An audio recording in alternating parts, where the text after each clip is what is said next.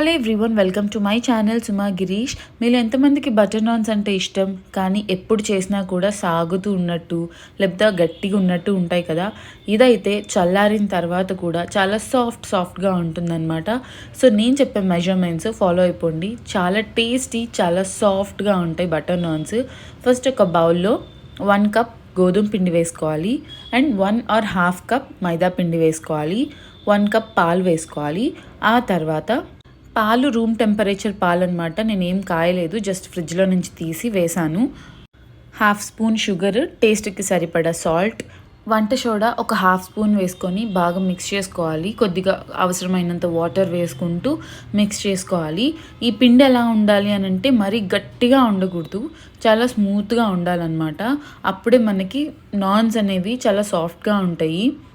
కొంతమంది పిండి కలిపేటప్పుడే ఆయిల్ వేసుకుంటూ ఉంటారు చేతికి అతుక్కోకుండా, కానీ నేను ఆయిల్ వేయకపోయినా కూడా చేతికి అతుక్కోలేదన్నమాట. కలుపుకున్న తర్వాత ఒక 15 మినిట్స్ పక్కన పెట్టేసేయాలి. ఆ తర్వాత ఇంకో 5 మినిట్స్ బాగా మిక్స్ చేసుకోవాలి. నెక్స్ట్ చిన్న చిన్న బాల్స్లా చేసుకొని 2 చేతుల మధ్యలో పెట్టుకొని ఇలా ప్రెస్ చేసుకుంటూ బాల్స్ చేసుకోవాలి. ఆ తర్వాత దీని మీద ఆయిల్ అప్లై చేయాలి, లేకపోతే ఎండిపోయినట్టు అయిపోతుంది. ఇప్పుడు ఆయిల్ అప్లై చేసిన తర్వాత పొడిపిండి అసలు యూస్ చేయకుండా మనం ముందుగా వేసిన ఆయిల్తోనే ఇలా చపాతీలాగా ఒత్తుకోవాలి. చాలా సాఫ్ట్గా, చాలా ఫ్లఫీగా రావాలి అనుకుంటే ఇలా చపాతీలా ఒత్తుకున్న తర్వాత దాన్ని చేతిలోకి తీసుకొని ఇలాగ ఫోల్డ్ చేసుకోవాలన్నమాట. ఫోల్డ్ చేసుకుంటే లోపల ఎయిర్ ఫామ్ అవుతుంది కదా, అప్పుడు మనకి నాన్స్ అనేవి చాలా సాఫ్ట్గా, చాలా ఫ్లఫీగా ఉంటాయి. నేను ఇంతకుముందు కూడా బటర్ నాన్స్ చేశాను, కానీ అది చాలా డిఫరెంట్ ప్రాసెస్. దాంట్లో కర్డ్ ఇవన్నీ మిక్స్ చేసి చేశాను, కానీ ఇంత పర్ఫెక్ట్గా అస్సలు రాలేదు, గట్టిగా ఉంటూ ఉంటాయి. కానీ ఇది మాత్రం మీరు ట్రై చేయండి. చల్లారిన తర్వాత కూడా చాలా సాఫ్ట్గా ఉంటుంది, పెద్దవాళ్ళు కూడా ఈజీగా తినేయచ్చు. చపాతీలా చేసుకున్న తర్వాత వాటర్ని ఆ చపాతీ మీద అప్లై చేసుకొని ఐరన్ ప్యాన్ మాత్రమే తీసుకోవాలి దీనికి. ఎందుకంటే ఇది నాన్ కాబట్టి మనం ఫస్ట్ వాటర్ అప్లై చేసుకున్న సైడ్ని ప్యాన్కి అతుక్కోవాలి అంటే ఐరన్ ప్యాన్కి మాత్రమే అతుక్కుంటుంది, నాన్ స్టిక్ ప్యాన్కి అతుక్కోదు, ఊడిపోతుంది.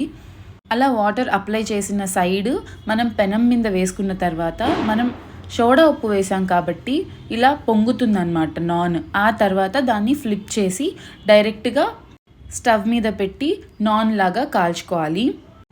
సో చాలా సింపుల్గా ఉంది కదా బటర్ నాన్ చేయడము. కాకపోతే మాడిపోతుందేమోనని చూసుకుంటూ ఉండాలి అంతే. మీకు ఐరన్ ప్యాన్ లేదు, నాన్ స్టిక్ ప్యాన్ ఉంది అని అనుకున్నా కూడా దాని మీద డైరెక్ట్గా ఇలా వేసేయకుండా మనం చపాతీ ఎలా చేసుకుంటామో రెగ్యులర్గా అలా చేసుకున్నా కూడా నాన్స్ లానే వస్తుంది. మీకు సేమ్ అదే ఫ్లేవర్ రావాలనుకుంటే మాత్రం ఇలా ఒకసారి ట్రై చేయండి. తర్వాత ప్లేట్లోకి తీసుకొని బటర్ అప్లై చేయాలి. నేనైతే గార్లిక్ బటర్ తీసుకున్నా, సాల్టెడ్ బటర్ కూడా ఉంటుంది, కానీ గార్లిక్ బటర్ అప్లై చేస్తే కొంచెం గార్లిక్ నాన్ ఫ్లేవర్ వస్తుందని చెప్పి నేను గార్లిక్ బటర్ అప్లై చేశాను అనమాట. అన్నీ ఇంట్లో ఉండే ఇంగ్రీడియంట్సే కాబట్టి చేయడం కూడా చాలా సింపుల్. కాబట్టి మీరు ఒకసారి ఇంట్లో ట్రై చేసేయండి, ఎలా ఉందో కామెంట్ చేయండి. దీనికి కాంబినేషన్గా పన్నీర్ బటర్ మసాలా కానీ బటర్ చికెన్ కానీ తింటే చాలా బాగుంటుంది. నేనైతే పన్నీర్ బటర్ మసాలా చేశాను, నెక్స్ట్ వ్లాగ్లో పోస్ట్ చేస్తా. Please subscribe.